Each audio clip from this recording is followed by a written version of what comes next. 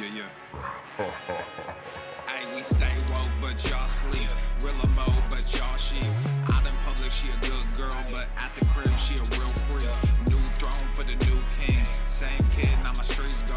Same gang, got the cheat code. I said stay woke, we in real mode. I said stay woke, real mode. Stay woke, real mode. I said stay woke, real mode. Stay woke, real mode.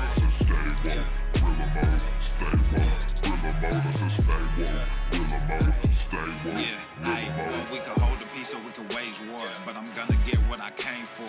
Rilla gang, that's a crew name. We all graduated to the two-door. Second global, that's an infrastructure. All y'all niggas like the Titanic. I'm the iceberg, talking no Zucker on the front lines, but we don't panic. Shit getting messy, got nothing to rest in. I'm tired of niggas, they frontin' they blessings. They want my suggestion, but don't want the fee. I'm just doing me, I don't answer their questions. All this flexing, got no one to see. All this aggression, I just want some peace. Not even sure that I like it in heaven. I guess when we get there, then we gon' see. I do not understand, I do not get what you do. Swolenormous. The sun is shining, the birds are chirping, the bacon is sizzling. Welcome to the Daily Swole.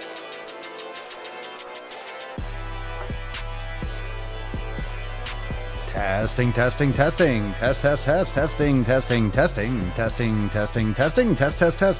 testicles.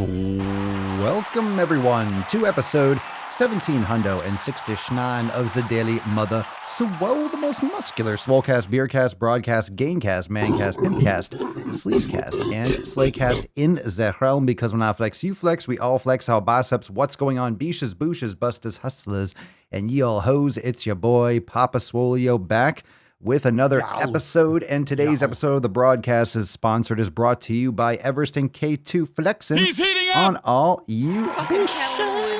What's going on, fan-wise? The fucking Catalina Got a sexy nut here as well. So welcome to the show. If you're brand new, hit that subscribe button and hit the notification bell to be notified. And of course, you can catch the live stream every single day on YouTube and also on Apple Podcast and Spotify. Make sure you're subscribed everywhere. And if you want to join the Swole fam, Swolenormousx.com. That's where you'll find all the amazing programs, yoga, meditation, and so much more that we talk about in every single episode. How are we doing? Let's get this little blue guy in the corner. What's going on, Beaches? How we doing, fam? What'd you smash today? Drop that in the comments down below. It is Wednesday, March the 10th, Schwente, and it's episode 1769. We are almost into the 1770s. 1770, we're getting into it. We're almost to 1800 soon enough. 1 month, 31 days. I was going to say 31 days. 31 days, and then we're going to be in 1800. So let's get into today's topics right away. So we got the nut to bust. Again, Swolenormousx.com to join the fam. And like I mentioned, you can also subscribe on Apple Podcasts, Spotify. Check it out. Your favorite app of choice. We are there. We are there, we are streaming, and we are live. If it's your first time joining, drop some unicorns, drop some cherries in the comments down below. Let's bust this beach open, and we'll get right into the tip and let you know what the dealy yo-yo is. So put some respect on it and drop that in the comments down below. What'd you smash today, beaches? Put some respect on it. And Falcon, no, don't you fucking even. Oh, God.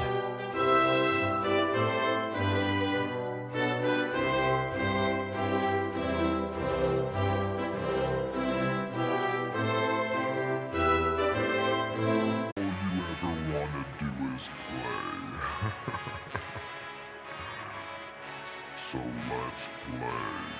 Yeah. Hey, we stay woke, but y'all sleep. Rilla mode, but y'all shit. Swolenormous. The sun is shining, the birds are chirping, the bacon is sizzling.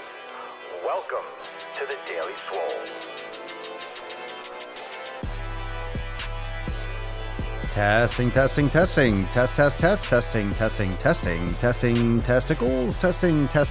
testicles. Welcome, everyone, to episode 17 hundo and 6-9 of the Daily Mother Swole, the most muscular Swolecast, Beardcast, Broadcast, Gamecast, Mancast, Pimpcast, Sleazecast, and Slaycast in the realm. Because when I flex, you flex, we all flex our biceps. What's going on, beaches, booshes, bustas, hustlers, and yo hoes? It's your boy, Papa Swolio, back with another episode, and today's episode of the Mancast is brought to you, is sponsored by Everest and K2 flexing on all you beaches. We are live again. It's raining, it's stormy, so we are starting from scratch.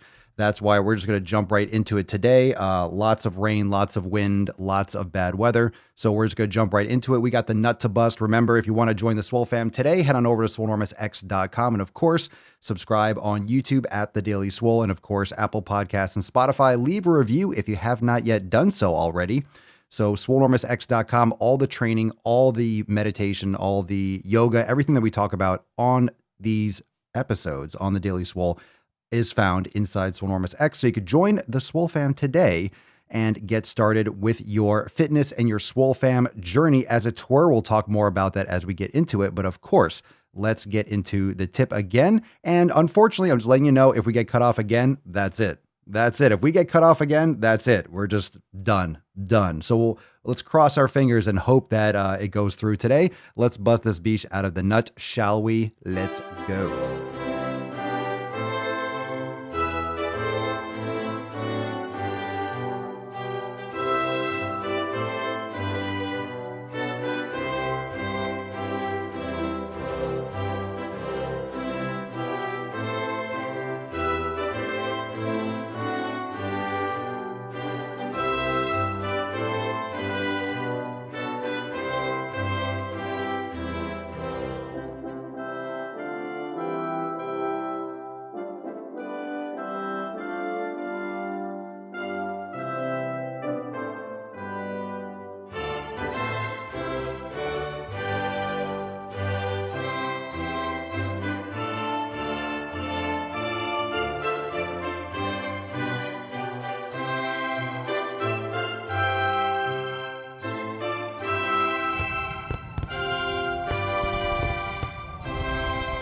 Nice. Leo, get some help, bro. Get some help. You're saucing up hard. Execute more. What a delicious card. All right. Hashtag execute more if you want a chance to get some fucking help, Leo. Go to rehab. You need some help. Execute more for a chance to win today's Swole card. We will give that away at the end of today's episode. Execute more.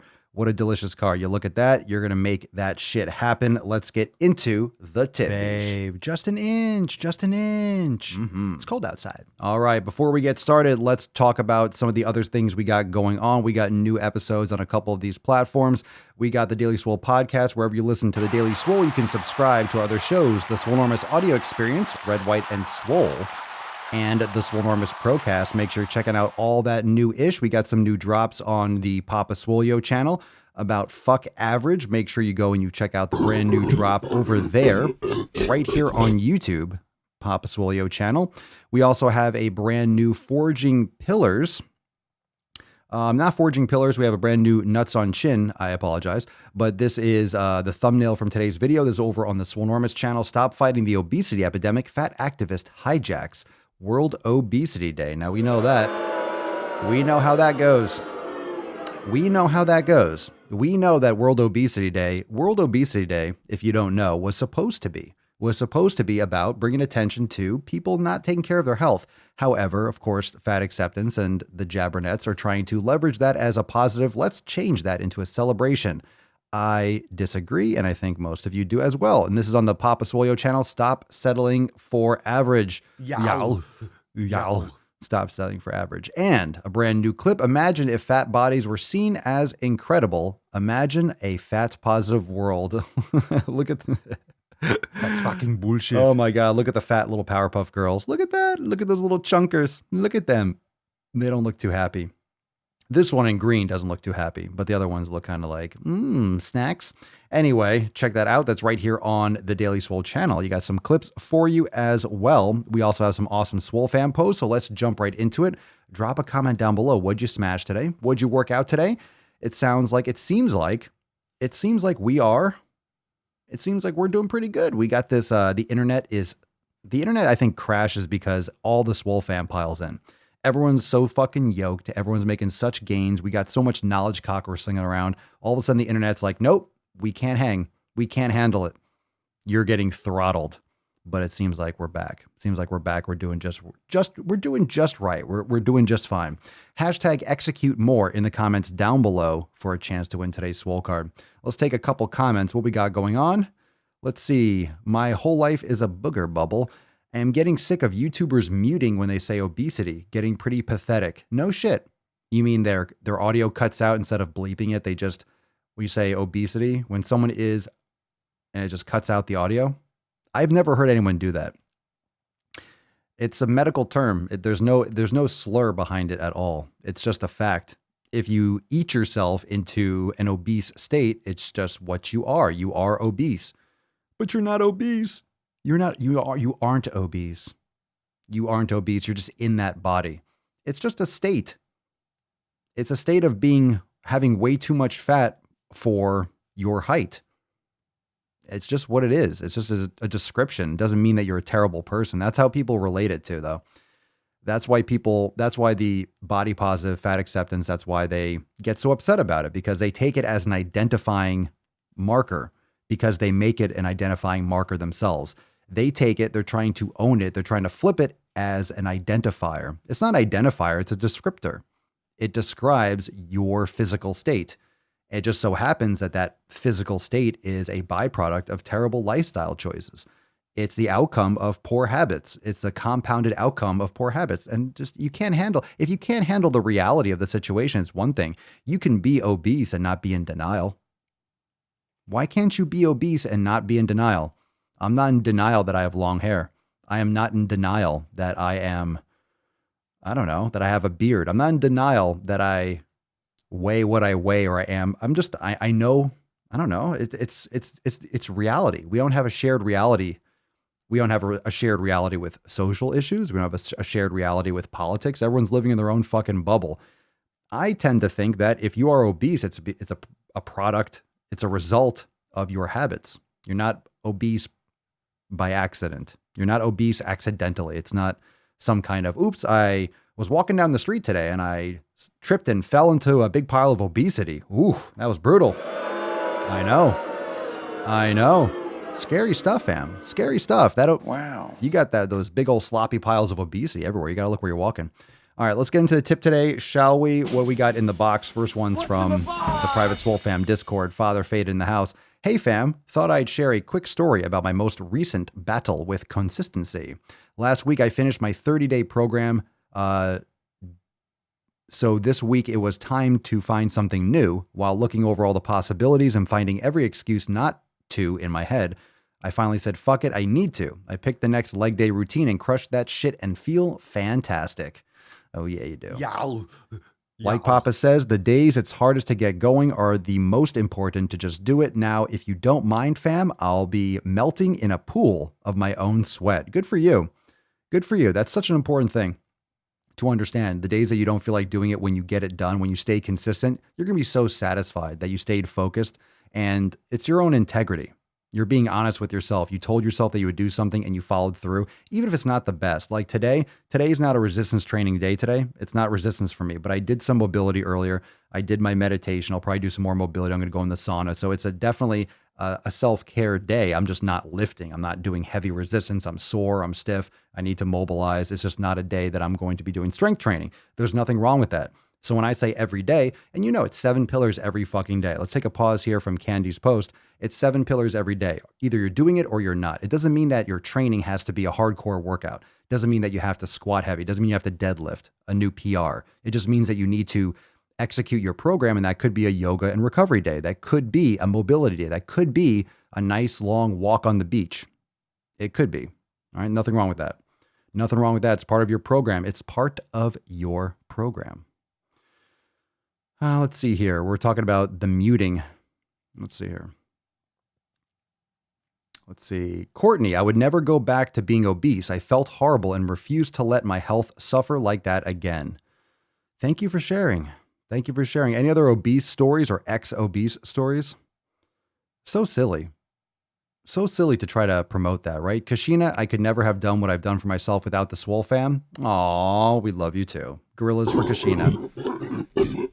Love to hear it. Glad you're all executing. And oh, by the way, execute more. If you're already executing, execute more. Yow. Yow. Do it again. Yow. Where's my cookies? Who told you to eat my Who cookies? told you eat my cookies? Execute more. Execute those cookies. Execute. All right, we got one from inside the private Facebook group, Candy. Hey fam, was watching a ton of Papa's videos tonight and I came across the one that talks about how type 1 diabetes used to be called juvenile diabetes. Well, in the last couple of years, my journey to get healthy, I learned some researchers are starting to call Alzheimer's as type 3 diabetes. Just wondering what everyone's thoughts are and thought maybe this would be a good topic to bring up and explore on a video. Yeah, we've talked about that. Alzheimer's been called type 3 for a while and Parkinson's type 4. So they've actually referred to Alzheimer's as type 3 and Parkinson's as type 4.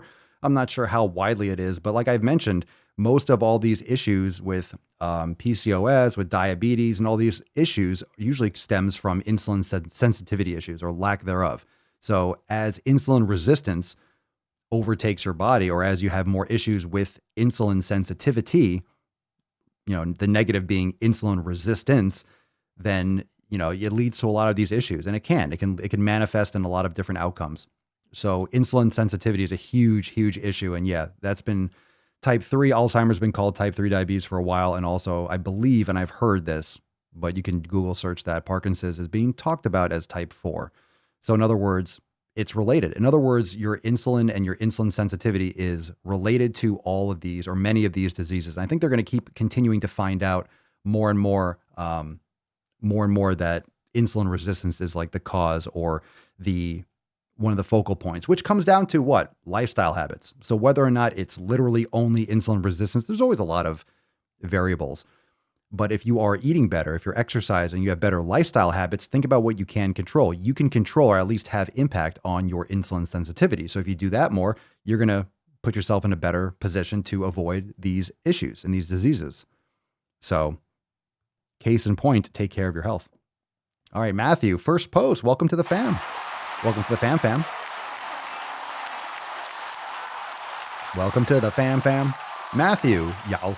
I had a horrible nightmare last night. Papa Swolio showed up at my house and started rummaging through my cabinets and fridge, finding all kinds of shit that I didn't know was in there. Yeah, if you have grass-fed beef, I was looking for that. I was trying to defend myself like, I don't know where that sugar came from. I swear it said it was grass-fed when I bought it. That's breast, parentheses, chest milk for the baby. Thank God it was just a dream. That's awesome. I'd be the luckiest guy alive if that did it for me. I don't even have the right soundboards for that. Greatest country in the world. That's awesome. I'm sorry to hear about your frightening nightmare. I'm like just digging through your fridge. Yes, I'm looking for beef. So if I was Santa Claus, if I was Swole Claus, all I gotta do is leave out a grass-fed ribeye. I'll leave you all the gifts, all the presents. You're on the good list. You're on the good list if you leave Papa some grass-fed steak. Oh, goodness. Yep. All right. Nip Dog. I think I experienced one of those, quote, you are no longer in your 20s events during one of my workouts. After jumping rope for an hour per night, where tonight was day 6 straight, I think I need a break. I did 30 minutes, so I did half a workout. I haven't ate much today, and that is contributing to my half workout. I kept trying to push myself several times, but there's a limit. I'm going to take a break, eat something, may try to finish my workout later. Sometimes my age of 53 catches up with me, and I try to work out like I am still in my 20s. I always push myself to the limit and more. Well, if you act your age, you're going to be your age. And what does that even mean, acting your age? 53? You're in better shape than most people half your age. So keep at it, Nips. Keep at it. You're doing fine. Don't beat yourself up. We all age. I'm older than I was yesterday, and so are you. And so is everyone watching and listening. So we're getting older every single moment. Do your best. Take care of your health and live young. Be active. Act a fool. Act immature. Not emotionally, but yeah, act a fool. Act young. Stay young. It's good for you. Sean, what up, fam? Bone broth question. Oh, yeah. All right. I have yet to venture into the bone broth game. I have definitely been wanting to for some time. Does everyone here make their own, purchase one, or use powders? Curious as to which will be more beneficial. So you could drop in the comments down below how you like to make your bone broth. Let's see. I assume making it yourself to control any additives, but also there is the time factor and convenience of the others. What to know? Wanted to know what the Swole fam has to say on the subject. This was given to me by a coworker, and I wasn't sure if it was a good option in the broth game. So how do you like to do your bone broth? You can get from a butcher. You can order online. I recommend making it yourself. I always like to make things myself whenever possible. I actually have a new pot or a new crock pot going right now. So personally, I like to make it myself.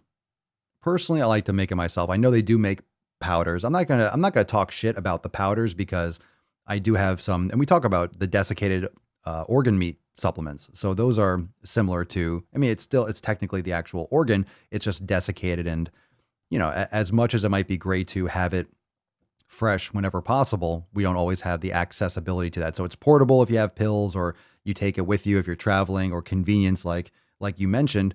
But there's nothing against doing both too. You might find something that you like to do from a powder or from a pre-made, but then when you don't have time to, or you have that crossover period where you don't have any fresh made, you can always do it yourself. But I prefer to make it fresh.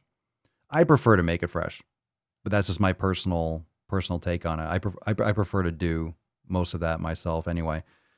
Bones, water, done. 48 hours, done. So we can talk more about that in other episodes, other content. You can follow up with that and follow up in the group with that question. Tyler, Pillar 1 community, got my Swole card in today, 1732. Nice. There you go. Going to keep on crushing it with the fam, making some sick fucking gains. Nice. Getting those Swole cards in. I told you they were going to be coming out. I told you they were going to come out. I told you they come out soon. We have some more that'll be coming out probably in the next couple weeks. So those of you that we had a bunch that had to go out in one big chunk. So you will be getting those soon. All right, let's take some questions from Instagram. If you got a question live, you can ask it. Actually, we'll pause here for a second on the live stream. Hashtag Ask Papa Swolio. Of course, Instagram as well as TikTok. Make sure you're asking questions using that hashtag. Follow the Daily Swole and take a moment, hit that subscribe button, hit the notification bell. If you haven't already, drop a comment, hit the like button if you're watching, especially on YouTube. And of course, the Daily Swole, Apple Podcast, Spotify. Don't miss out on a single episode. Excited to have you here, Beaches. Excited. Taco Champ on Instagrams. Papa Swolio, what's the best leg day routine? Well, there is no best routine for anything. There's no best diet. There's no best workout. It really depends on what your goals are, what you have access to, and pushing yourself hard. I mean, a squat is a squat. A lunge is a lunge.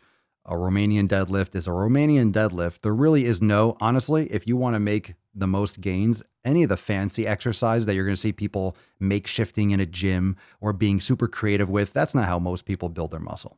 That's not how that's not how the human race has discovered how to build muscle and how to put on massive size. Honestly, if you really are in a bulk, if you want to bulk, if you want to build muscle, here's maybe the best advice you can get. It's very simple advice always. The best leg day routine is picking the basic exercise and fucking crushing them. RDLs, deadlifts, squats, lunges, done. Like seriously done. You don't need dumbbells. You could just use a bar. You can make massive leg gains with a fucking barbell. That's it. Can you make them with dumbbells? Sure. For me, most of my gains with legs, a barbell. If you want to get fucking huge, all you need is a barbell. Just get squats, deadlifts, it's basics. So in other words, if you really are struggling with growth, you need to simplify your exercises and go harder on those. You need the basic exercises. You don't need fancy shit. No one ever got absolutely fucking yoked on concentration curls. No one ever got, oh my God, I have huge fucking legs because I'm doing leg curls. I have such huge legs because of my leg extensions. Those are like, some salt and that's like a little seasoning. Those things can be effective and they can, of course you can build muscle. Of course you can build muscle, but it's not going to supersede doing a squat or a lunge or an RDL. It's not going to overshadow that. So honestly, if you are in muscle building mode, you need to fucking murder the basic exercises. basic exercises and fucking crush those anytime. And that's why I had a big year. I haven't been back in a gym. I might go back to a gym soon, but I've been training at home with kettlebells and dumbbells and bands and stuff for the past year. I love the way my body has developed and changed since not just doing the same old. I love doing kettlebell training. But I'm sticking to simple exercises and I'm just hitting those repetitiously and I'm filling in the gaps. And I'm in a different place than a lot of you, but if you want to make raw gains, you need to simplify your exercise selection. People get too fancy with too many different exercises, fancy shit, too much variety. You're changing things too often. You need just to go fucking heavier, heavier, heavier, and just keep on pushing it. Negatives, more volume, more. Mike, when doing Turkish get-ups, should it be one fluid movement or more step-by-step? Start step-by-step if you're learning the movements. There's different ways to do it. There's different ways to do a Turkish get-up, but I would definitely start in segments. It's not necessarily going to be one fluid movement. I would definitely pause, transition, pause. Yeah. I mean, it's going to be fluid when you get better at it, or it's going to feel more fluid, but it's definitely, you want to do it with intent. You want to make sure you're in good joint position. Kettlebells are all about form. It's not just like, oh, let me just get up from the ground. You can do it in that sense, but you might be inconsistent and you could hurt yourself too, especially when you start going heavier with Turkish get-ups. You really need that strict positioning because then you're packing that weight all the way down through your core.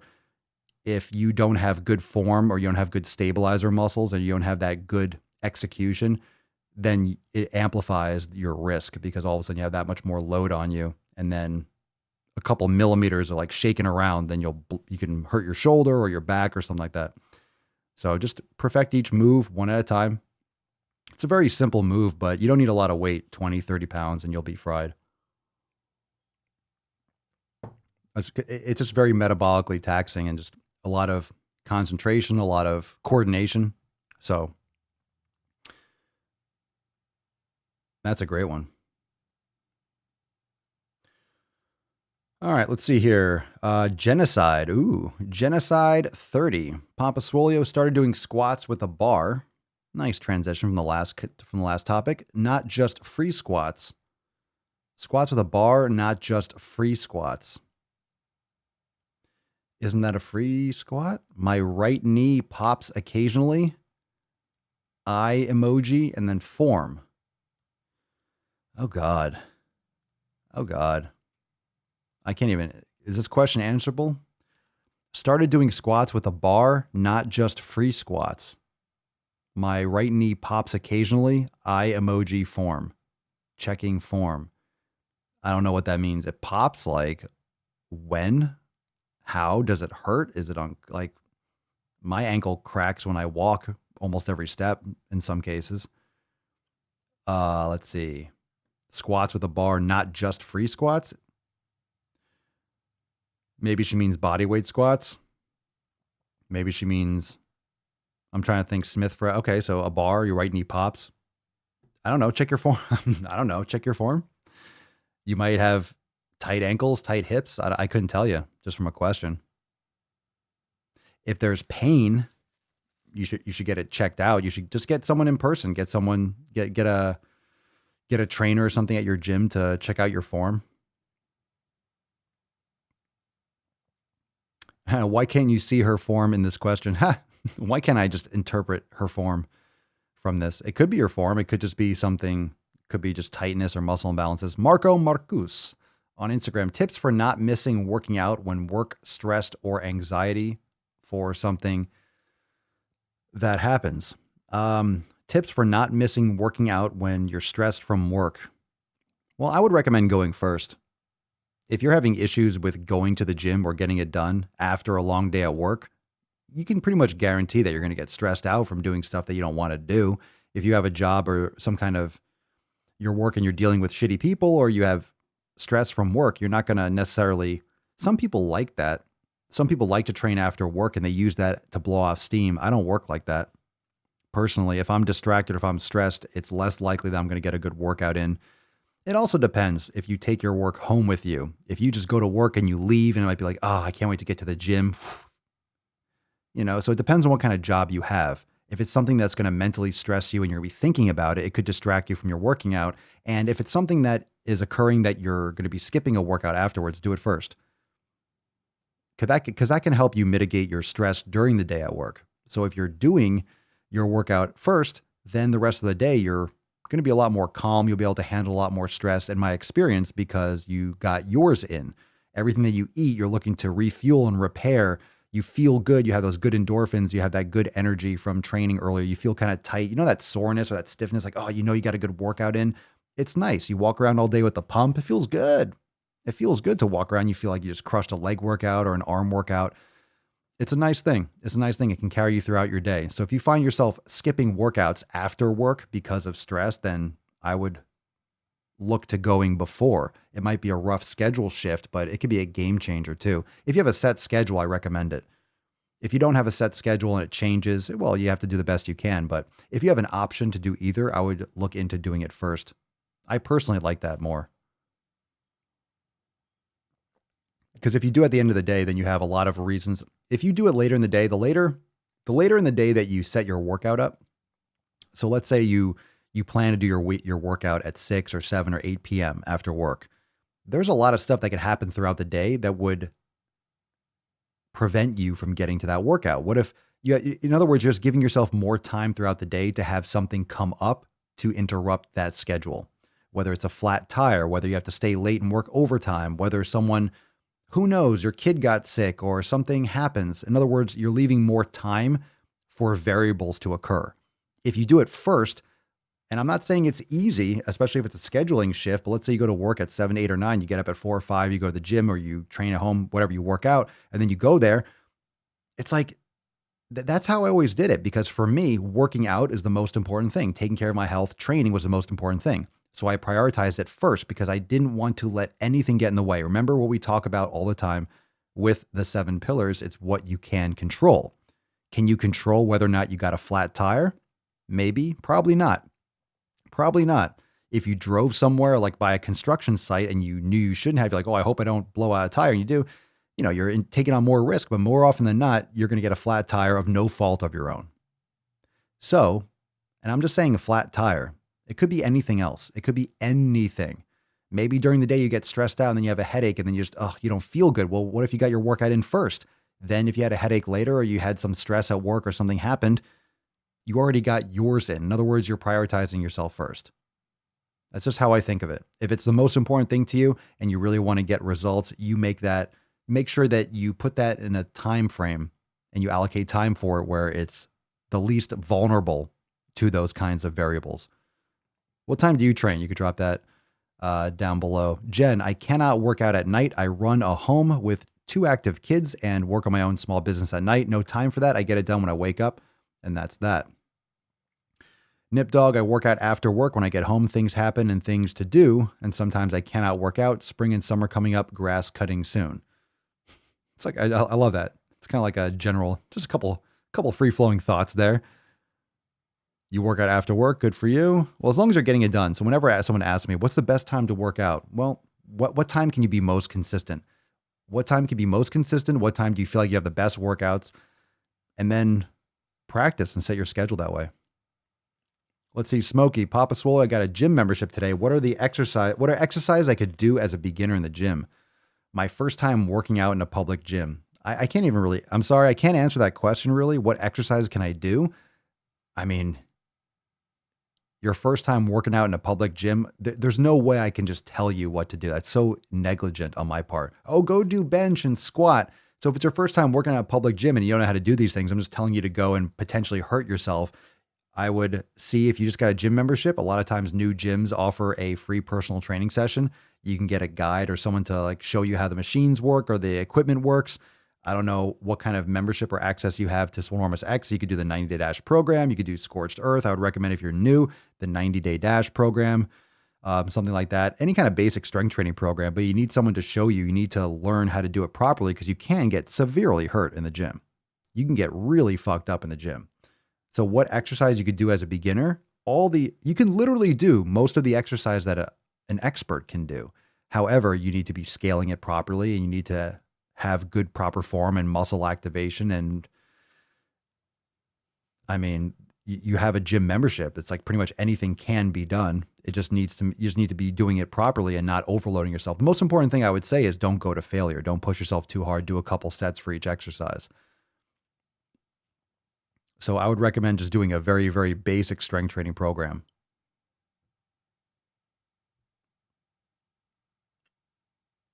But I don't know what your experience is, Smokey. And I don't like answering a question like that, particularly because it says, what exercise can I do as a beginner? Because with my background, doing personal training and coaching and corrective exercise and stuff, it's just like nutrition with the elimination diet. You never just give people random exercises because everyone's different. Some people have shoulder problems or they have bad posture. So I wouldn't have those people do a bench press. I might have them start with some floor cobras. Honestly, most of the things I would tell you to do at the gym are things that you wouldn't be doing at a gym. You could do them at home. It's very important to have the proper muscle activation. It's very important to do the posterior rotator cuff and activate the middle and lower traps. It's very important to have those things before you go and you start benching. This is very important to have proper posture before you start crushing stuff in the gym. And I'm not saying that a personal trainer that's there probably knows all that or has the same level of expertise, unfortunately, but you just don't want to go and just do random stuff. Because if I just tell you exercise to do, hey, go squat. You can go and squat and hurt yourself if you don't have good form or you put too much weight on the bar. So I'd like to know a little bit more about where you're at. Let's see. Courtney, I love my 4 a.m. workouts. I'm just so used to it now. It's easy to get up and crush it early. Like getting it done early. Get it done early. Erica with an A. I'm usually in the gym at night. I have more free time then and love my nighttime gym fam. So I love going. Very nice.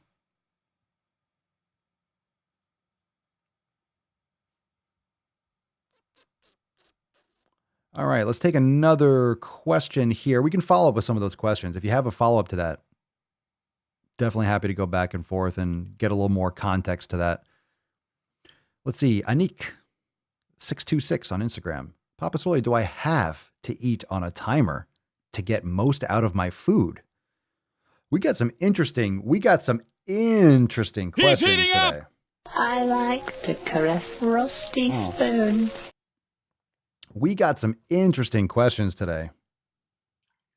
I mean, I know there's limited characters that you can put on Instagram. We're getting some random, do I have to eat on a timer? No. Who said that? I tell the story that I ate on a timer like 20 years ago when I first originally was trying to bulk, pack on. Do you have to eat on a timer? No. It depends on what are you trying to do? So this is an answer to anyone who's thinking about you need to eat on a timer.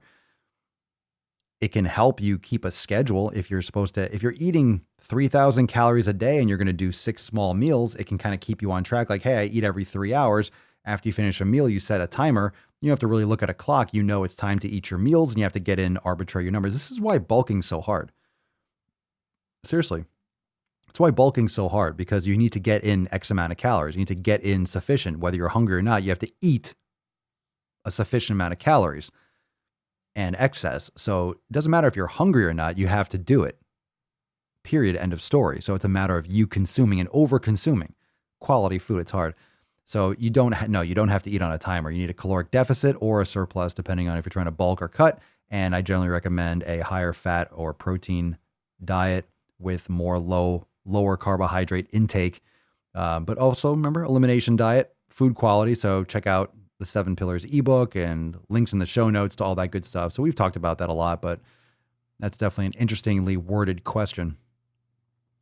Smokey, I have no pains or medical issues. I didn't have enough money for a personal trainer. I don't want to go heavy. No, I was referring to your gym membership. A lot of times a gym will give you a tour of the gym, or there's a complimentary workout with a personal trainer. That way, one, they can try to sell a new member personal training. Not that you're going to, like you said, you can't afford it, but still it's also a liability, because if a personal trainer is showing a client a new member, they can, one, potentially upsell them to personal training, but also educate them and show them how to use the gym so they get the most out of their membership, so they keep on paying every month. So it benefits the gym to offer a sample session or a trial for upsells and for long-term value from a business standpoint. So, I mean, the basics, are you practicing yoga, Smokey? You doing yoga and stuff too? This is very important that when you do certain moves, it's just very arbitrary. I just don't feel, honestly, I don't feel comfortable just saying, oh, just do bench press, squat, because those are the basics, but that's what I would say. But those are such technical moves. You have to do them properly. And if you're a beginner, just telling someone to go and just squat at the gym just feels reckless to me. I just don't like one-off. That's why everything's very customizable. And that's why with the elimination diet, that's why with Swolenormous X, it's very, very, very, very important to understand that you are an individual when it comes to your nutrition. Not just that, but your training. So any kind of shoulder injuries or posture or repetitive movement patterns, whatever you do for work, if you're sitting in a car 20 hours a day. So whatever you're doing is going to directly impact what kind of program you're going to do, what your warm-ups, what your corrective is going to look like, everything. So you're doing yoga. Good. I mean, so the basics will be for you. I mean, a basic strength training program. So if you're going to go a couple days a week, maybe 3 days a week, total body, do some squats, do some bench pressing or a chest pressing movement, do pull-ups and rows, do some curls. Remember, just focus on the macro compound lifts at the beginning. I wouldn't worry so much about just doing isolated curls and such until you've built a nice base. You're doing yoga. I don't know if you've been lifting at all to this point. Again, like, have you been lifting at all? You see what I'm saying? Because if you haven't been lifting at all, it's not going to take much to create a lot of trauma. So you don't want to be crippled sore. And I will tell you a story, and this is a good one before we get into some balls deep action. So lesson learned, I was 13. The first time I ever lifted is in my friend's basement. This is the first time I ever lifted. So I took a break. It was like that. And then kind of got into it like when I was like 16, 17 more. But I remember lifting in my friend's basement. We did bench press and we had, those like little loop oval bars with the vertical for triceps. And so I did bench, curls, and triceps. And I remember I couldn't straighten my arm really for like 3 weeks, like 2 or 3 weeks. I felt like there was just a wire, like my arm was just completely like wired closed. And I thought I hurt myself. I thought I really fucked myself up, but it was just really, really, really sore. And I could be exaggerating, but it was easily several days. It could have been a week or two, but I was really limited with like how, like my ability to straighten my arm. It was just deep. It was the first time I ever lifted, the first time I ever did that kind of overload. And I definitely went too hard. Looking back on it, being, a fitness expert now, I mean, whatever you call an expert these days, but my entire career has been in fitness. So when you look at someone new coming to the gym, I know that experience. That was just overload. That was just soreness. That was just micro trauma, and maybe even macro trauma considering how sore I was. But it was the first time my body has ever gotten that experience. I am sore today because of my workout yesterday and the day before. I've been training for 20 years or so. I still get sore. Why? Because I overloaded myself. Because then your body recovers and then you overload it again. And then it recovers and you overload it again. And soreness is just a byproduct of your micro trauma. You're breaking down muscle tissue. You're causing damage. You have electrolyte imbalances. Your body has to repair. It's your body's way of telling you, hey, we're working on this. We're going to get this better so you can use it again. And your body's just looking to adapt to its environment. So if you put your body in an environment where you are exposing it to overload, your body over time, that chronic adaptation will be to build more muscle, cross-sectional area. It'll build thicker, larger muscle fibers. You will develop over time. And that's something that does happen over time. And that's what a chronic adaptation is.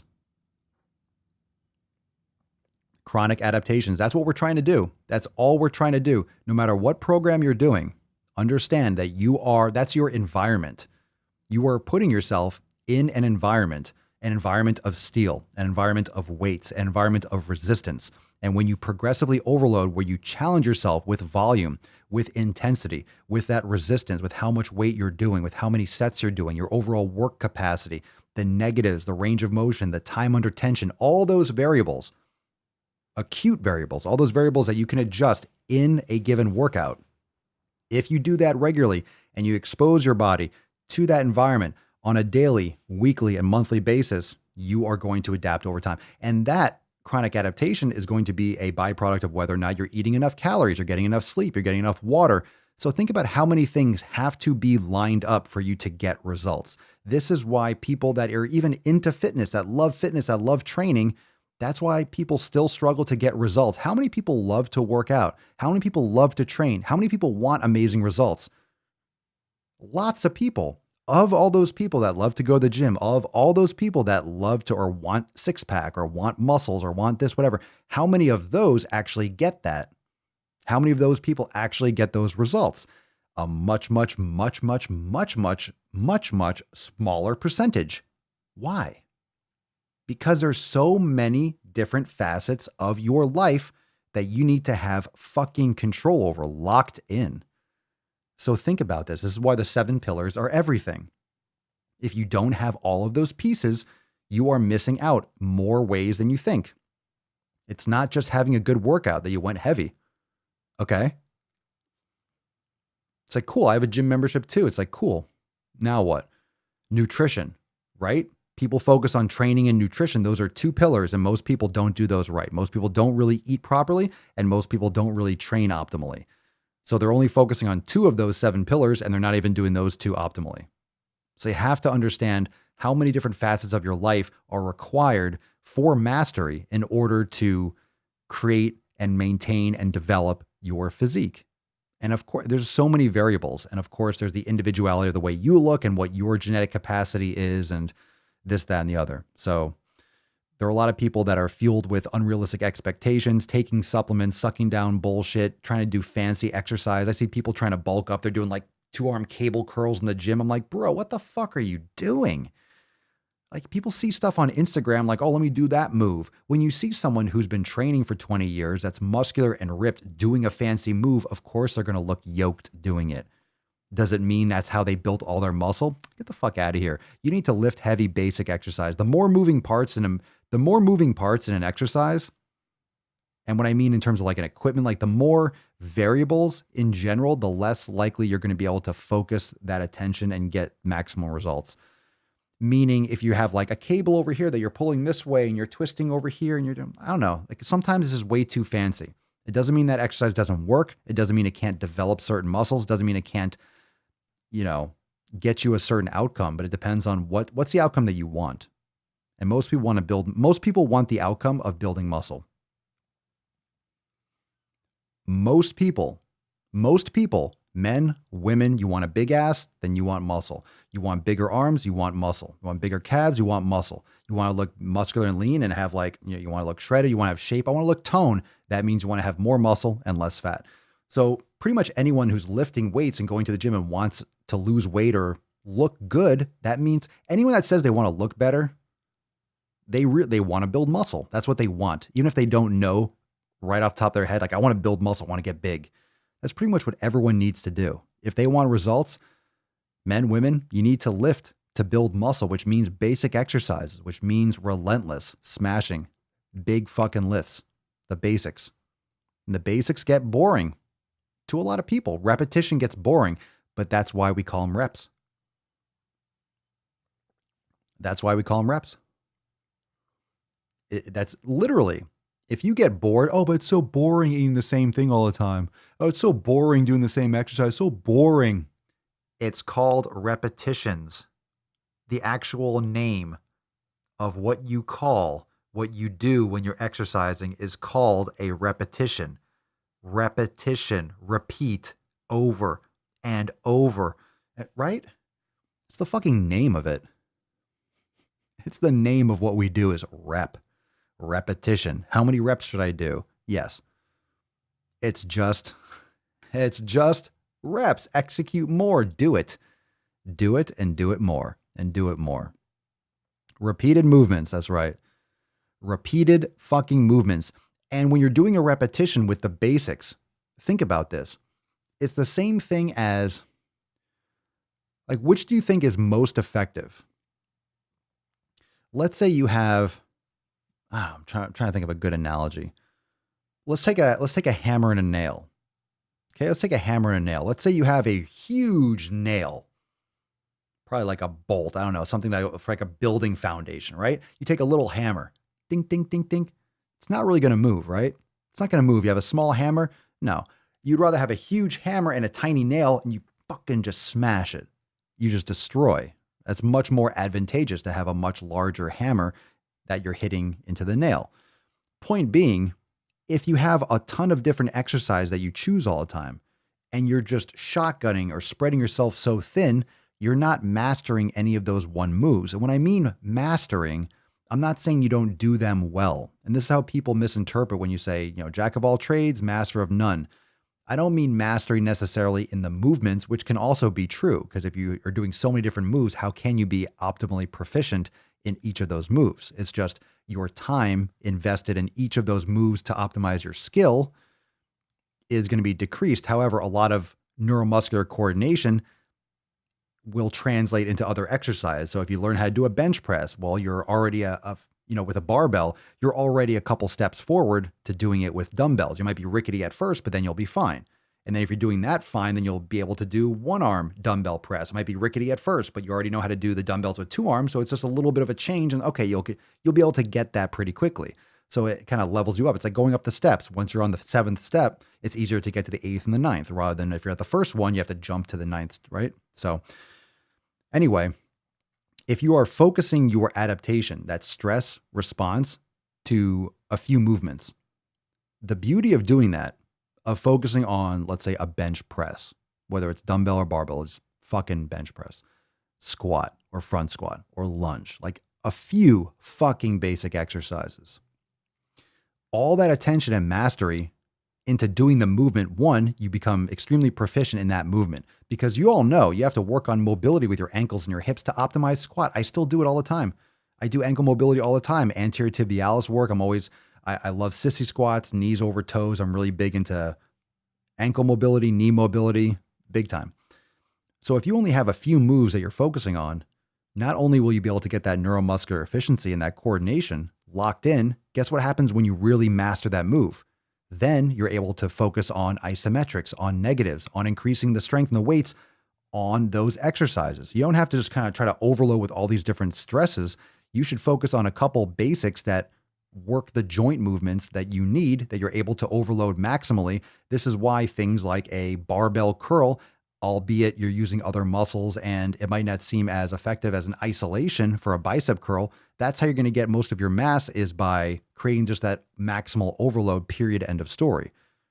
And it's very basic. The human body is very, very basic. It's complicated, but it's simple if you think about overload. And you want to provide your body with the most overload in the least amount of time, most efficiently, so you can get back to making some fucking gains and you can get back to sleeping and eating. And if you want to bulk and get big, you want to build muscle, you want to get in, create the stress, then get out and start repairing. So I just think most people have to narrow down their focus of how many things to do. And to get into that previous question, we're talking about like, what should I do when I go to the gym first? That's kind of what set me off on this rant, is because when you go into a gym and you're new and you see all the equipment, that's a lot of stuff. It can be very overloading. You have 5 different bicep machines. You have all these different benches. You have all these different tricep machines. You have all these different back machines. Of course, you don't have to do them all. And everyone knows the person that goes into the gym, the older person that goes into the gym and sits on every machine, does like 3 sets of each machine. They just go around the fucking circuit at like an LA Fitness. They go to the seated chest press. They go to the next one, which is a dip machine, the seated one where you push down the weight thing. And the next one is a leg curl or extension. The next one's an overhead press. They just go to every machine back around. Snooze. Well, people don't get results doing that. And those aren't really meant for people that want to get results, like just general stuff. But honestly, you got to keep it simple and train. But I guess the little nuggets you could take from that little rant was, there's a lot of factors that go into building muscle. And case in point, when I say that, even if you have what I just mentioned in terms of your overload in the gym and you had a great fucking workout, but then there's the nutrition, and then there's the sleep, and then there's and even if you have everything done for one day, like, wow, I had a great workout, I ate well, I meditated, I drank plenty of water, I feel great. Cool. Do it again tomorrow. Cool. You did it again 2 days in a row. Fantastic. Cool. Do it again tomorrow. You see what I'm saying? So for all those things that you have to change with your lifestyle and then doing them every day. That's why most people don't have results, because that's a wow. For some people, it's a shot in the, it's just, wow, you're really stoked that you had one day where you got a bunch of stuff done. Try doing that all the time. Try doing that all the time. And again, most people that have memberships, that are aware of the fitness industry, they just don't execute the way that they should to get the results. And they think by having a gym membership and eating some chicken and broccoli, they're going to get results. Right? Okie dokie. Let's see here. Dun, dun, dun, dun, dun, dun, dun, dun. I don't think I'm seeing... I'm getting some stuff blocked, apparently. Let me see here a second. Hold on, let me see here. Scrolling. I think some comments aren't coming through.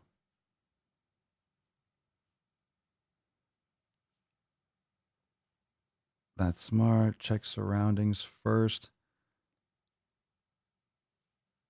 Huh.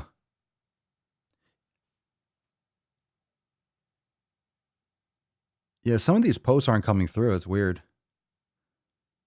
I'm seeing, okay. So, yeah, this is weird. Okay, so I have so just before we go into some balls deep, I'm just catching this now. I'm looking over here because I have the live stream chat on Discord up my phone for some reason. I didn't close it out. And I'm seeing a comment there from someone on YouTube, and I'm not seeing it in my streaming app chat. So I'm definitely not seeing all the comments. FYI. Yeah, this is definitely, there's definitely censorship going on in the comments. Because check this out. This is what I'm not seeing. Someone was asking about body shaming. And I'm not seeing it on the screen over here. I just happened to catch it in my eye over here. Let's see. I'll answer the question because I think, where is it? Vedant Sani. Is anyone seeing this person on Vedant Sani, Sahni? Please talk about how male body shaming is overlooked. Why is that not showing up on my main chat? Yo, that's whack. So, but it's showing up on the live stream chat. So it's pulling it into Discord, but it's not showing in my streaming app. There's no, oh, he's been spamming it. Did you flag him? Oh, you see him? Oh, if he's spamming it? I don't know. I just saw it once. I don't know. How male body shaming is overlooked? What are you talking about? What about male body shaming? What's overlooked? Body shaming? Everything's over. Everyone's just stressed out. Everyone needs a job. All right, I'll put it this way: for any kind of shaming, even the fat acceptance. Here's what's happening. People have things way too good in this world. Most people have things way too good, or I should say, most people, but many people have things way too good. We have way too much information, way too much stimulus. Garbage food, no sleep, lots of stress, but artificial stress, things that we shouldn't be worried about. We're tons of distraction. People have a lot of despair and a lot of fear and a lot of grief and a lot of stress. You're told to stay inside for a year from some invisible flu that is pretty not harmless to the vast majority of people. Okay. Yes, it causes problems, but so does obesity and heart disease and diabetes, but we don't want to talk about that now, do we? The 30 to 40,000 people dying a month from obesity. So, hey, but we don't want to talk about actual truths, right? So people are afraid and fearful and lied to and stressed out and being driven insane. So people are worried about all this shaming and fat shaming, fit shaming. It's like, fucking get over it. Get over it, right? In general, everyone needs to get over it. Look at science. If you actually want to believe the science, then believe the science. Believe what chromosomes actually do. What obesity is a result of, what your food actually does to your body. It's very simple. It'll solve everyone's problems. If you just realize, oh, if everyone stopped eating so many processed carbs and vegetables. Everyone just started eating a lot more grass-fed beef and stopped eating garbage junk food, at least. And started cut out so many damn carbohydrates, people would just be so much more chill.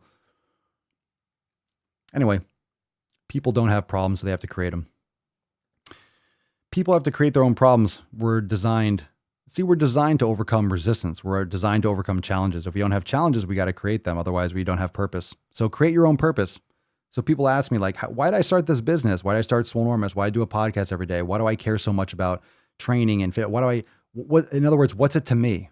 What's it to me whether or not people lose weight or take obesity seriously? It's like, what do you mean, what is it to me? I want to do my part. I used to do one-on-one training. It just didn't seem like it was the best use of my time. I wanted to get my message out to more people. I want to help people understand that it's not that fucking complicated. Everyone needs purpose. This is my purpose. Everyone should have their own purpose. You need to create your own purpose. If you don't have one, create one. How else are you going to wake up every fucking day? Even if I have a shitty day and I don't feel good or I don't have a good workout or something kind of gets funked, I have low days too. I still have the Daily Swole and I'm coming here every fucking day to lay down a man cast, and so are you, and we're all looking forward to it. And once we get started, we have a great fucking time and we get it done. So you need to have a direction, you need to have purpose, you need to be executing every day, you need to be investing in your health and your wellness and understand the impact of what you eat on your mental health and vice versa. Everything. I love the Kung Flu. I thought that was so underappreciated. I think the whole Kung Flu thing was so underappreciated. I think it was one of the best. It's one of the best memes ever. It's the best. The Kung Flu. Extremely underrated. Am I right? Am I right? It's so underrated. It's so underrated. Horribly underrated. How dare you? Oh, stop, Greta. It's so underrated. I'm a huge fan of the Kung Flu. I'm a huge fan. Always been a supporter. You remember at the beginning when it first, remember in February or March last year? Remember when it was saying it? I loved it then. I've always loved it. I've always loved Kung Flu. Super underrated. Super underrated. Like, just probably one of the most underrated phrase. Underrated. Just completely underrated. All right, let's go deep. How about it? How about that? That's deep. Oh, yeah. How about that? Matthew, watching a History Channel show, Food That Built America, which is gross but saw a part on Dr. Kellogg. He invented granola, had the right mindset and how nutrition affects mental health. Didn't they give cornflakes or granola to mental patients? Right? Didn't they give cornflakes to mental patients or something like that? I think that was why that was created or something. Was it cornflakes or something else? I forget. I forget the history of that nasty shit. All right, let's see what we got here. Hey-oo. All right. Let's get that drum roll. It was cornflakes? What's in the box? Yikes. If you are a fat person who is not being accommodated by a chair, an airplane, an MRI, etc., know this. They knew fat people existed when they built those things, but chose not to accommodate us. That is discrimination. While it becomes our problem, it is never our fault. All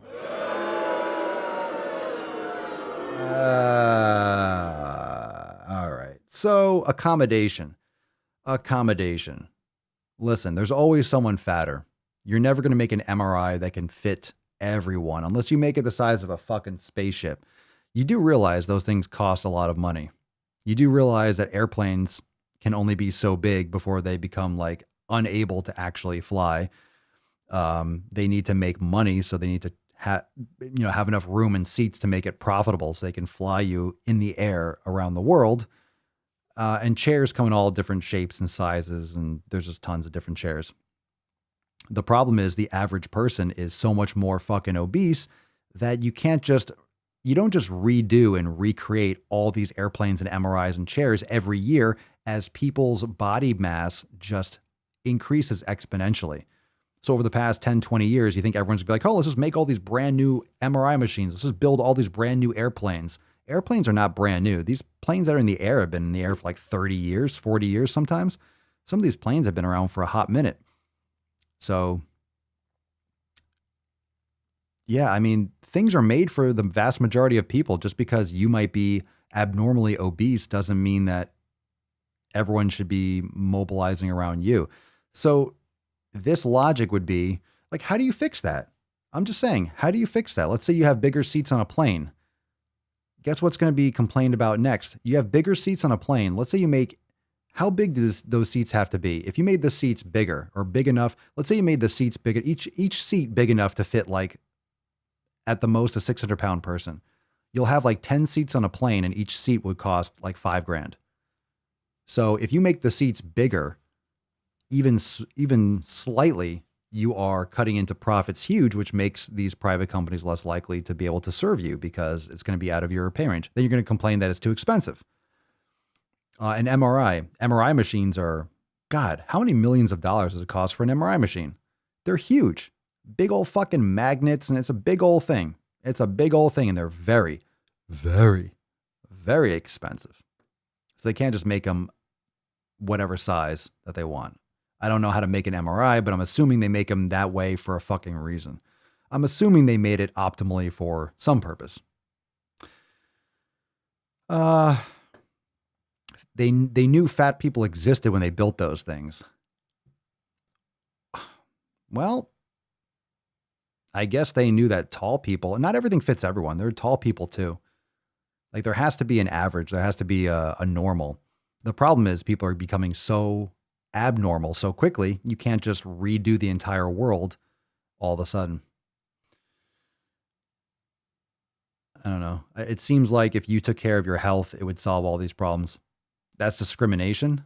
It's not discrimination. It's just not convenient for you. What about LeBron James or someone who's born abnormally tall? I know I'm not talking about anything else about LeBron James. Like him, hate him, doesn't matter. But someone who's like 7 foot tall, they're going to have to duck under doors. Does that mean, oh my God, this building wasn't made for a tall person? That's discrimination. Nah, it's a very small percentage of the population's super, super tall. And obesity has just exploded over time. So everything's getting bigger. I don't know what you're talking about, honestly. Things are getting bigger. Every time I go out, if I'm going out somewhere and I'm sitting in a booth, the table is like 3 feet away from my body because I'm not morbidly obese. I can fit into a booth, but there's so much room between the table and me. Going to buy clothes. Now I buy small, maybe a medium. I wear a size small in shorts. There are some shorts that I buy to like work out in. I wear an extra small in some of these things. Small shorts. An extra small or a small. I'm not getting any smaller. It's just the sizing is becoming so completely upside down. It's just completely getting expanded because of waistlines. So everyone's getting fatter and fatter. So the average medium is now a small. Now you have to make them bigger because a large doesn't fit a large person. A large is going to fit someone who's, or a large before was to fit a large person. And now a large is going to be something that's going to fit someone who's like really, really big, because now a small is what someone, so if I used to wear a medium or a large, now I wear a small. So all the sizes are being stacked down because you have to make more room for those double and triple XLs, which are, everyone's getting bigger.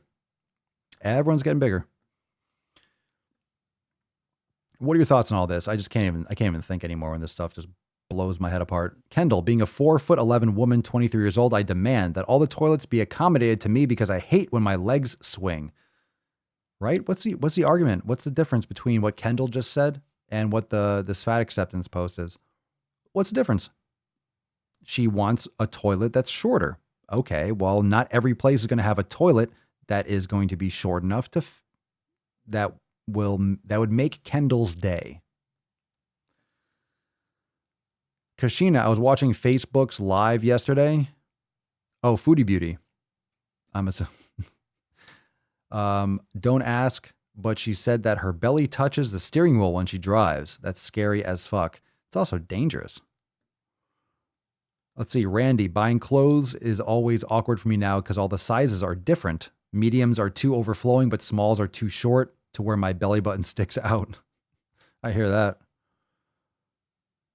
Christine, I'm 6 foot tall with absurdly short arms. Cater to me, damn it.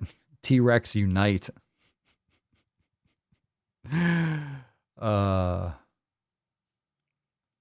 So anyway, all the sizes are different too.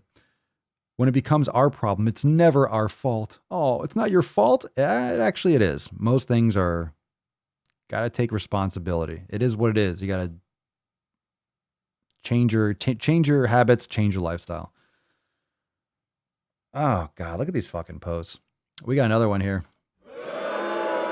Take one or two more. Thin privilege is having a chair you can use in your hotel room. Oh. What the fuck is that? What does that mean? A chair you can use in your hotel room. Uh-huh. Uh-huh. Okay. All right, let's just skip right ahead. Let's do one more. Let's go one to these. We got a bunch of posts here. Let's see what we got here.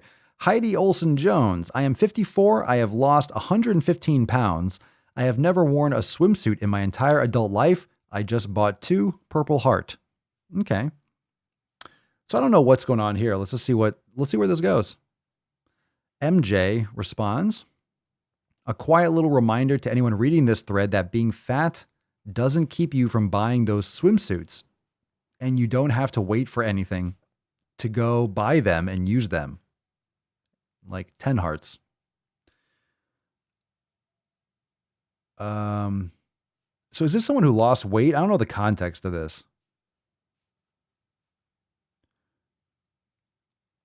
I don't know the context. Oh, okay. Never mind. I just completely overlooked that. Sorry. I have lost 115 pounds. I'm 54. I have lost, I can't believe I blanked on that. I think my brain is still reeling from the previous post. Okay. I'm 54. I have lost 115 pounds. I've never worn a swimsuit in my life. I just bought 2. Great. Good for you. You're 54. You lost 115 pounds. That's awesome. So these are comments below responding to that. Being fat doesn't keep you from buying those. So MJ came back with that fat acceptance. Being fat doesn't keep you from buying those swimsuits. Yeah, it doesn't physically, but okay. People want to feel good and be healthy. Okay. Another response. Let's skip over the part where she's probably going to live 10 to 20 years longer because she lost 115 pounds and just concentrate on the vain part of it and the superficial part of it, not the part where she's going to live a lot longer because of what she's done. Oh, God. All right. So now we're just going to argue about whether or not she should be happier about wearing the swimsuit or the fact that she lost 115 pounds. I say both. She lost 115 pounds. Great. That's great. Whether she wants to go buy a car or a bathing suit doesn't really matter. She could do what she wants. She doesn't have to buy a bathing suit. She could have before and she could have now. That's the thing. It's like,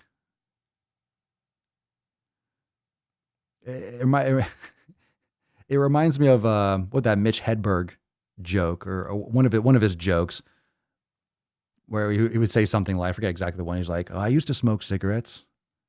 I still do, but I used to too. It's like one of those, like, yeah, you could, like, you lost the weight. You lost the weight. You can do whatever you want before or after. What's the problem here? Jesse Oliver responds, we got a whole little comment train here. There's actually very little data that supports your claim of longevity correlated to weight loss. Perhaps the closest was the University of Edinburgh study, but that came back saying quitting smoking was actually the #1 health modifier to longevity. That's a terrible study. Yet quitting smoking was the #1 health modifier. Sure, if you're wow, that sounds stupid. Matt Damon. Well, if you're smoking and you stop smoking, yep, you're going to have more longevity. Doesn't sound like you're learning anything there. Yamani says, are you implying there's no correlation between obesity and diabetes or hypertension? Diabetes and hypertension are responsible for coronary artery disease, CAD, strokes, renal failure, PVD, etc. Of course, weight loss helps with diabetes to the point where some folks can totally go off meds. And then Katie Weber replies, correlation does not equal causation, my friend. So this is talking to, I don't know what the fuck is going on here. I shouldn't even have read this. This doesn't make much sense. And anyway, this person, Heidi, she has a lot of likes on this. Maybe she has a big following. Heidi Olson, is she someone important? Sounds like she might be. She got a lot of retweets and stuff. So maybe she's someone that people know. So people are like complaining. Of course, I mean, you can't. That's the problem. You're going to throw around this, well, no study actually shows that longevity and weight loss. It's like, go fuck yourself. Seriously. Stop being such a fucking little. Go fuck yourself. Stop being such a bitch. Seriously, if you're going to be, oh my God, there's no actual direct link. You're telling me that if you're not obese, that you're going to live shorter. Does it have to have a direct correlation? Does it have to have a direct cause? I mean, does it have to have a direct cause? There's so many variables in a human life. Maybe you live under a power line.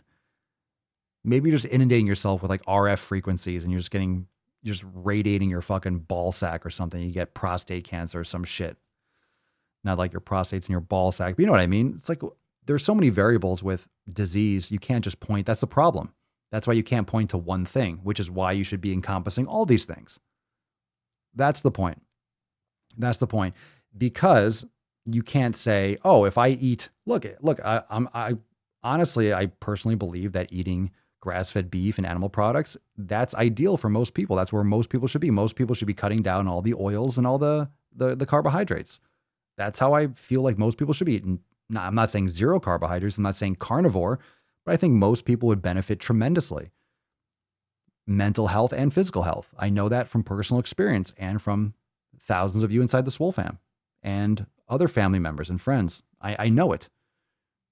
It doesn't mean every single person across the board, but you don't need causation to know you're making a better decision. That's why the 7 pillars are so important.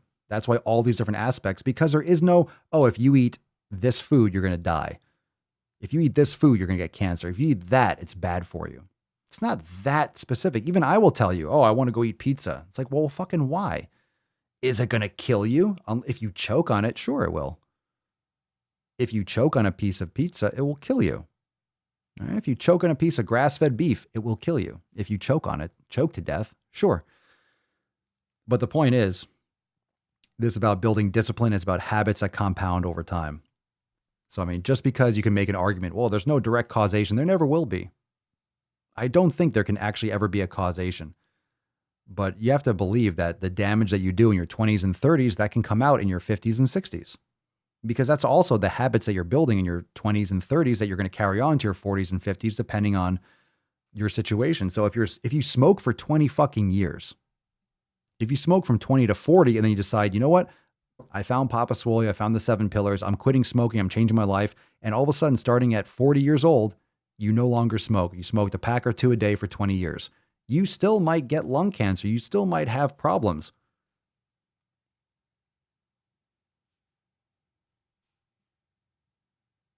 I mean, it's like there's just a lot of variables. Why don't you actually pursue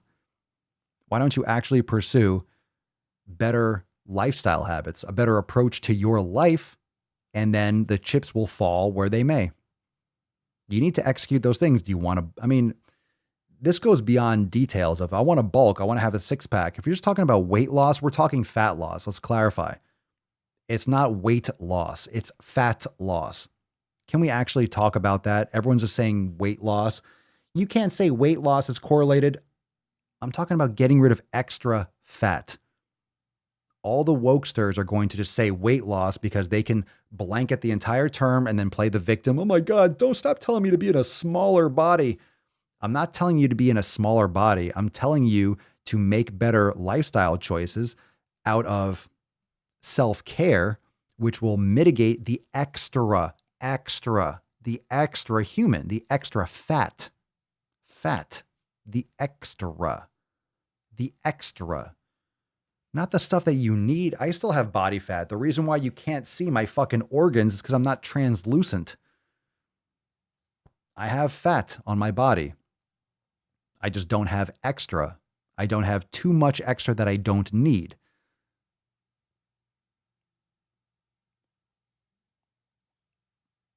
Some people just can't handle that concept. It's fat loss, not weight loss.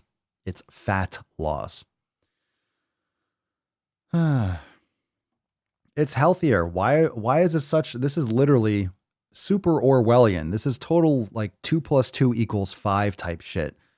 What's with all this media bullshit trying to convince everyone? What's with this entire country? What's with everyone trying to bring back racism and segregation? And what's with everyone trying to pretend like obesity is health? It's literally complete 180 mindfuckery. That's really it. Everyone's completely going against science and common sense. Where's the common sense? There is none. So it's not even common sense anymore. You can't even refer to common sense because that's just been so far gone. Why can't we bring back just logical thinking? Let's bring back lead paint. Let's bring back its asbestos. Why not? I think asbestos don't you think it got a little bit of a bad rap? I mean, it's fine if it's in the walls, right? Right? It's like when you start like doing construction, you put in the air and you're breathing it. That's bad. Just keep it. I don't know. Why is it so bad? Right? Why is it so bad? Bring it back. Asbestos matters. What about all those asbestos companies that went under? Damn shame. Oh my God. Crazy, right? Logical thinking. So in other words, that's always going to be an argument. Understand, it's always going to be an argument when it comes to nutrition. It's always going to be an argument. It's always going to be something that people can say, well, there's no study that shows, That's true, but it's also an easy thing to say because there isn't a study that directly shows exact cause. Studies don't work like that. Studies just show a result and an outcome. You have a very set way you execute an experiment, and then you observe the outcome, and then you write a paper showing what you saw, what you observed, an observation. So as a scientist, you take X amount of people, you study this, you do a test. You have to make sure that the test is repeatable so someone could do the test again, inter-rater reliability. You're able to execute, and you have the whole methods of how you did the test and what you studied, and here's the data. Cool. So you studied these people under these circumstances, doing this stuff with this type of reporting, and here's what you found. That's it. I think most people just don't understand what a scientific paper is. People think, oh, it's a research paper. People look at that and they think, oh, here's what they found. That's what they observed. And they have a conclusion. That's all a scientific paper is. It's, hey, we did this and this and this to study this to see, we think this is going to happen, hypothesis. And then here's what actually happened. Here's the data. That's it. It doesn't prove anything. It is just an observation based on certain parameters. And that's what a scientific research paper is. I know because I've done them and I've written them and they fucking suck and I hate writing them. Yeah, it takes a lot of time. We did that in college. It was brutal. Fucking brutal. Fucking brutal. Fucking brutal. But legit, that's what it is. It's an observation. Here's what we found from what we studied. Here's what we did, and here's what came out. And then people take that, and then people take those articles, read the conclusion or the title or whatever, and then write a blog about it. And they write a blog about it, and then someone on YouTube, like me or someone else, will make a video on that with an opinion.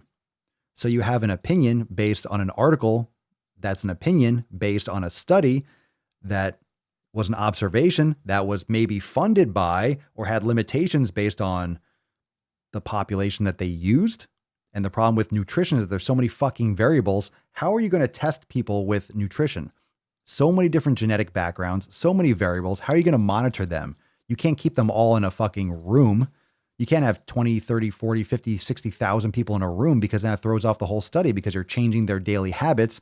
How are you going to measure those nutrition habits? They're going to self-report. Well, people forget half the shit that happens in their day. People are zombies.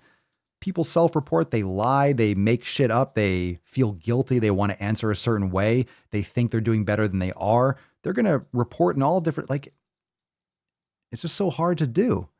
That's why you need to be. And look who's right. Ray Siegs. Look who's financing the paper. So who's funding it? Seriously, that's why you need to be your own experiment.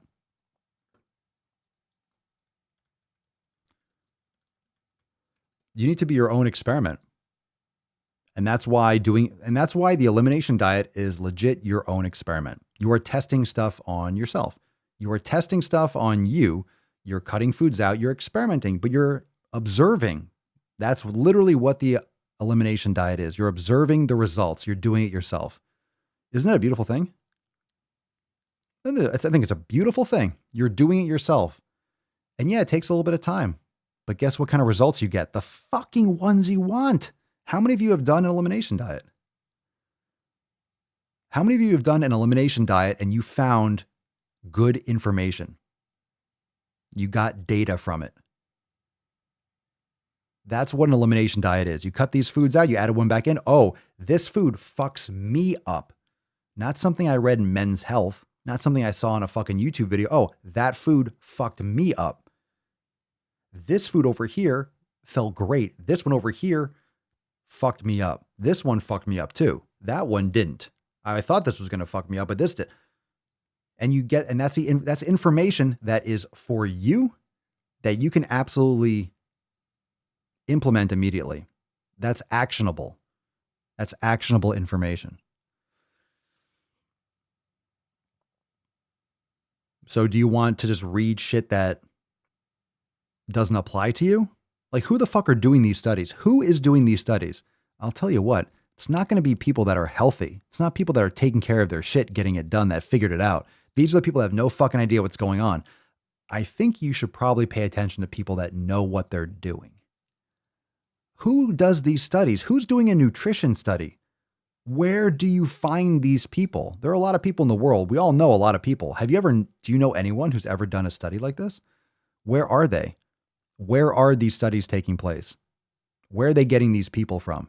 And I will tell you, because the average person is dumb as fuck, the average person is lazy and unhealthy, the average person doesn't take care of themselves, what study applies to me? What study am I looking at? Like, oh, I'm a human being, but all the other variables are completely different than 99% of the population.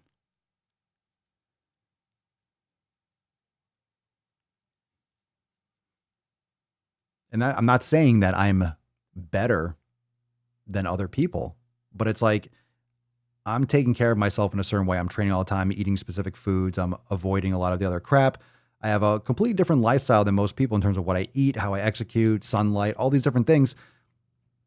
I'm not a sample population. You have to take care of yourself. You have to focus on yourself, because the people that are being tested in these studies, they're not you. They don't have all the nuances, and maybe certain studies that can apply. But when it comes to nutrition, there's a lot of different variables there. Aaron had one piece of bullshit bread the other day as an experiment. Terrible idea. Instant headache and bloating for hours. Damn. Damn, dude. That humbles you, huh? Christine, my youngest, just did the elimination. She can't tolerate dairy, nuts, or tomatoes. So maybe nightshades? What about eggplants or white potatoes?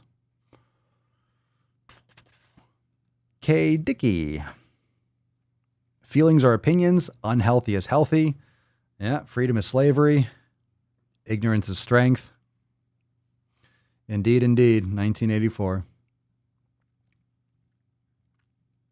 Let's see, Matthew. I actually do. My uncle worked for a big food company as a nutritionist and basically just found new ways to sell the bullshit. Ugh. Phil, it's the same people that they poll for the quote, in a poll of X amount of people in Americans, that the news references. Yeah, they just make that shit. They make that shit up. In a poll recently, yeah, sure. There's all those polls that people pull out of there. Like, everyone's got all these numbers and all these polls all of a sudden. It's like, where are you getting these people? Who are you polling? Who the fuck is answering a poll? If someone calls me, hey, we're doing a poll, click. Who answers that shit? I don't trust anyone that answers those fucking polls. If you're doing a poll, I don't trust you. I don't trust you. If you've done one of those polls, I don't care about those numbers, because I don't buy it. Genevieve, the elimination diet is such a gift. I just finished leading a group through one, and their results were mind-blowing. So much more than food, it changes skin, energy, connections, and relationships, breaking emotional patterns, eating patterns, better sleep, less pain, weight loss, all the things. It shifts everything into a powerful state and moves us back into the driver's seat of our life. Well said, my dear. Well said. Kim B, I was sick my entire childhood. Doctors said I was faking it. Turns out I have a major gluten allergy. Been poisoning myself my whole life. Everyone should do the elimination diet. He's heating up! I'm sorry to hear that, but I'm glad that you figured that out. You see what happens? Just gotta fucking, you gotta be interested yourself. But most people, again, most people don't feel like they have the power to do it. Most people don't feel like they have the control in their life to do it. Most people feel helpless and they're looking for an answer. That's what I'm trying to get across, is that you don't need to look for an answer. You need to create the answer. You need to find it, but it's on you. And it's just the elimination diet. Do you have access? Can you buy grass-fed beef? Maybe not. Maybe not. Maybe you can't afford it. Okay, well, you do the best that you can. You can still do the best that you can. You can still eat like animal-based products and cut out a lot of these processed carbohydrates. You can still eat from the edges of the supermarket, right? You can still eat fresh food. You can still cook your own food. You don't necessarily have to get everything. You don't have to get organic blueberries if they're $9 a pound for whatever reason where you live. I mean, you do the best that you can. You do the best that you can. And I think we can all do the best that we can. That's going to look different for each person. It's not necessarily ideal, but it is what it is. You still have to always do the best that you can, unless you want to do the worst that you can. What's your option? Whatever you're doing right now, the best that you can is better than the worst that you can. Sounds simple, but most people just are satisfied being average, and they end up executing below average because no one gets 100%. If you're trying to aim for 100%, you're not going to get 100%. You're not going to nail everything 100% of the time. It's not going to be perfect. It's not going to be perfect. Life's not perfect. You're going to make mistakes. I don't know, man. This is crazy. I just think it's so important. I think it's so powerful. And I think it gives you so much power with the elimination diet to understand that you have control. It's on you. You can do your own individual study and figure out information that will affect your life in a positive manner immediately. Immediately. You don't have to wait a couple years to read a study or to read an article. Oh, someone said something somewhere, blah, blah, blah. No, what about you? What does your body say? How do you feel? What do you think? That's what I want to know. MN, bad bloating and bad stomach from any gluten or milk products, have lost so much weight and size since eliminating. Thank you for sharing. Ooh, Trevere 270 had some pulled pork today. Yikes, the stomach cramps were unreal. I actually got winded. Damn, I'm sorry to hear that. Phil, anyone who I would want to answer that poll is busy doing actual useful things, like having a job, like working. Like working. Ana Luisa, milk and white bread give me cramps, make me bloated and give me cramps. Maria, Trisha Paytas. Oh, what's she up to? She posted a video talking about how to be both fat and happy. Uh-huh. I hit that boo button, by the way. Fat and happy. Well, I mean, yeah, she's a train wreck. Booger Bubble, crazy how adults are justifying eating donuts and shit, excusing it online for an audience. How old are you again? You want to eat shit? Fine, but you're a freaking adult, I thought. I don't know. Everyone's a child today. Everyone's like an adult child. Ray Sieg's elimination diet is amazing. Well, fucking get on it. I'm hitting the wrong buttons. all the time. Nip Dog, after eliminating white flour products, I lost weight. Look at you, fam. Everyone's crushing it. Everyone's fucking crushing it. Speaking of which, let's give away this Swole card. We went over big time today, but in a good way. I love it. In a good way. Yow. I was heating up. He's heating up! All right, we got a sexy Swole card. No, Falcon. No. Yeah, I haven't heard that Trisha Paytas name in a while. I have to make a follow-up video on that biche. All right, execute more. Let's give away today's Swole card. Reminder, you can go and subscribe to the podcast. If you're not watching on YouTube, it's a daily live stream show. The Daily Swole on YouTube and also the Daily Swole on Apple Podcasts, Spotify, Google Play, Audible, everywhere you like to bang your ear holes. Make sure you follow Papa and the fam. Well, I'll be damned. Follow Papa and the fam. And of course, if you want access to all the amazing content inside Swolenormous X right there at the bottom of the page or the bottom of the screen, Swolenormousx.com. You can check the show notes if you're just listening, but we got some awesome stuff. We just released a lot of awesome content, 3 new recipes, new yoga class, brand new blog on the site, and also a brand new virtual trainer. So fucking aces, like hobo dick cheese style. How about I send you a hobo's dick cheese? Running a special right now. If you sign up for an annual membership, you get a free, 100% free Hobo's Dick Cheese that we will not send you immediately when you sign up. So, hey, sign up for a membership today and get some Hobo's Dick Cheese. Is that a good promo? Should we do that? Maybe some Hobo Dick Cheese. we might break the internet. All of a sudden, you'll be like just a flood of people. Imagine an ad campaign that just talks about hobos dick cheese, and we just fucking everyone just joins the Swole fam. Oh my God, I was waiting for you to have an amazing offer like that. I was thinking about joining. I was hesitating. Elimination diet. It's such a, oh my God, I don't know if I can do it. But that hobos dick cheese, my God. Where does smegma fall in the elimination diet?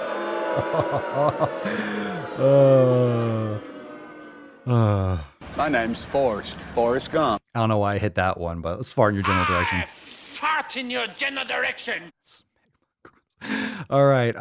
Execute more. Nicely done. Nicely done. Very nice. I'd buy it. Hobo dick cheese. I'd fart.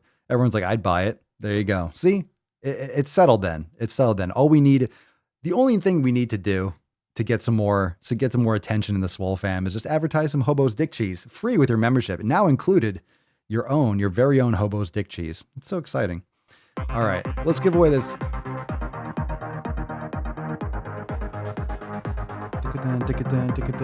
Let's see. Execute more. Who's got it? Scrolling up. Lose weight, fatty. I'm seeing some of these comments I'm landing on. Who's gonna get it? Who's gonna get it? Who's gonna get it? 0 on the first round. One more time. Scroll. Papa Roach. I'm seeing all these comments I didn't catch the first time around. Scrolling. One more time at the buzzer. Fucking Booger Bubble. Congratulations. Heidi killed it. Who's Heidi? Oh, Heidi's the woman from the post. Congratulations, Booger Bubble. It's been a hot minute. Congratulations. Everyone say congratulations, Booger. Be nice. Be nice. It's been a minute. I think you've won in the past. You're an OG. You're an OG. Some of you getting Swole cards, getting your little stacks going on. Congratulations, Booger. Congratulations. Thank you for playing and thank you for being here every day. You're awesome. Congratulations. And congratulations, Heidi. Congratulations. Booger Bubble. Send us an email, support@swolenormous.com. Swole card 1769. And of course, we'll send you this Execute More. I like it. I like the Execute More. We do have a lot of awesome cards. We have some good repeats. We have some good ones. Of course, we got the classic Fefs. We got the Swole Sluts, but usually middle of the week, we have some really cool cards as well. I want to customize though, because we do have some of the standards. We got the Swole Slut cards. We got the Fef card. We got the Tainty Tuesday, but the Wednesday, Thursday, also like the Sunday cards, we get a little bit of we have some fun with it. So I'm actually really stoked to kind of announce some of the other stuff that's coming up. It got pushed back a little bit. So some of those announcements, like I said, we're going to be making soon with the fam. We'll talk about that, some of the stuff that we have coming up in the near future. So excited. So congratulations, Booger Bubble. Congratulations. Heidi did something and I missed it. Heidi was this post over here. Heidi was this long post. She was the first one and everyone's saying like, well, you don't have to lose weight to have a swimsuit, blah, blah. So she's 54. She lost 115 pounds, someone from Twitter. And then everyone in the comments was like, well, you didn't have to lose weight. Let's stop pretending like you had to lose weight to buy a bathing suit. You can be fat and wear a bathing suit. And someone said that, well, you shouldn't say that losing weight increases your longevity. There's no evidence that shows. It's like, oh my God, can you let someone lose weight and feel great? She lost 115 fucking pounds. She bought 2 bathing suits. Clap, give her a like and a retweet. Say, you fucking get it, girl. Done. Leave it. Done. That's it. Done. You don't need all the virtue signaling. Well, there's no evidence that shows. Boring. You're the kind of person no one wants to hang around. Seriously, just be happy for someone to get fucking results. That being said, you want to see some awesome results, check out yesterday's Forging Pillars over on the Swolenormous channel and today's Nuts on Chin if you missed it today. Swolenormous X to check out the fam today. We got some more ish coming this week. I'm excited. It's been kind of hectic, but in a good way. So I hope you're having a good week. I hope it's nice and sunny. I hope it's getting warmer where you are. I hope it's not too rainy and gray. Hopefully the sun comes back out in Florida, but I hope you are all having a great week. And tomorrow is Thursday. We're going to fucking crush it. Are we not? Are we not, fam? Come on. Let's hear. Let me hear you. Let's nut this beach. We got a little beach. We got a little beast tonight. Yow. Oh, no. No. Down. No, Falcon. My God. Good God, man. I arrive in America's airport with clothing, US dollars, and a jar of gypsy tears to protect me from AIDS.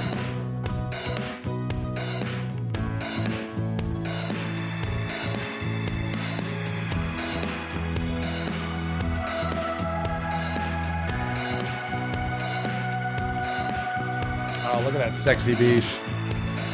I think we're gonna leave her open a little bit. Wait, hold on, I want to get this. Oh yeah, look at that little beach. Look at her in the corner. Hold on. Get this. Alright, now we got it. You ready? Here we go. Nailed it. Well, I'm gonna nail it. Well, thank you so much, everyone, for joining me for episode 1769 of the most muscular Swolecast, Beardcast, Broadcast, Gangcast, Mancast, Pimpcast, Sleazecast, and Slaycast in the realm. Because when I flex, you flex, we all flex our biceps. Oh yeah.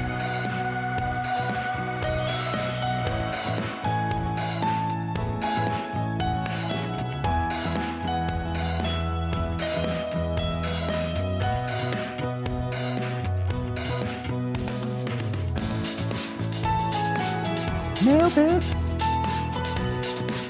On the daily. Oh.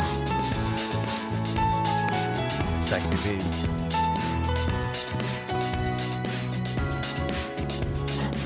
Ooh.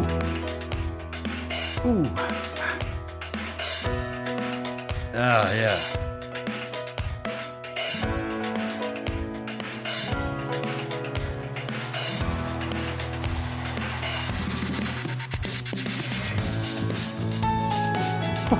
Two for two. I Dos por dos. Dos para dos. But kind of a big deal. All right, fam. We'll see you tomorrow for 1770. We're out of the 60s. We're just moving right along. 1770 tomorrow, Thursday. Stoked. I will be texting you. Remember, check out Swolenormousx.com to join the Swole fam today. Get started for less than $5. We'll see you mañana for another Rager. Peace, McGeese, Deuce, Magoose, ya boy, Papa Swolio. Out. Crazy flow, need a straight jacket. Cash flow, I'm a bank addict. 6 subs, had the bass smacking. 808s, had the place clapping. 3 girls is enough for me, so I pull out like the stock crashing. Like an IPO, trying to purchase me. This a private sector, so you can't have it. Faking all that boom bapping. Who you think you is, boy? 90s want they sound back, so I gift rap all these fake rappers as I take matters in my own hands. I don't need rapping, I don't need Zans. I don't need help, I'm a grown man. Now the king left and they so mad, it's like Then yeah, I found that young king with my crown at 10 racks in a fanny pack, couple hundred in a Louis bag. That's a bed that you made. That's a bed that you made. That's a bed that you laid. That's a bed that you laid. What kind of game is you playing? We go hard in the paint, you. What the fuck is you saying? I only go where they pay. What kind of game is you playing? Yeah, whoa, my shit is relevant. Off topic, my melanin is popping. I'm taking skeletons on closets and making new deposits.